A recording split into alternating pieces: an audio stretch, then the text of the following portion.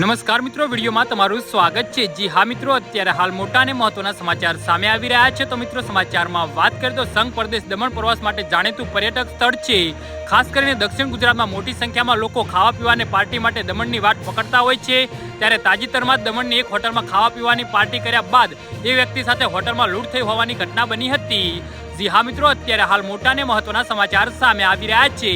વ્યક્તિના સોનાના દાગીના અને મોંઘાઘાટ મોબાઈલની ચોરી થઈ હતી। પ્રથમ નજરે આ એક સામાન્ય ઘટના લાગે છે, પરંતુ કહાનીનો વળાંક એ છે કે લૂંટાઈ કોઈ અજાણ્યું નહીં, પરંતુ આ વ્યક્તિની બે સ્ત્રીઓ મિત્ર હતી। સુરતની દમણ આવેલો આ વ્યક્તિ દમણમાં મોજ મસ્તી કરે છે અને ત્યારબાદ દમણની હોટલમાં તેની સ્ત્રી મિત્ર સાથે ડ્રિંક લે છે। જી હા મિત્રો, અત્યારે હાલ મોટા સમાચાર સામે આવી રહ્યા છે। જો કે ડ્રિંક લીધા બાદ જ્યારે તે ભાનમાં આવે છે ત્યારે તેને ખ્યાલ આવે છે કે તે પોતે લૂંટાઈ ગયો છે। ઘટના બાદ આ મામલે દમણ પોલીસ હરકતમાં આવી છે। દમણ પોલીસે આ મામલે બે મહિલા સહિત 3 આરોપીઓની ધરપકડ કરી લીધી છે।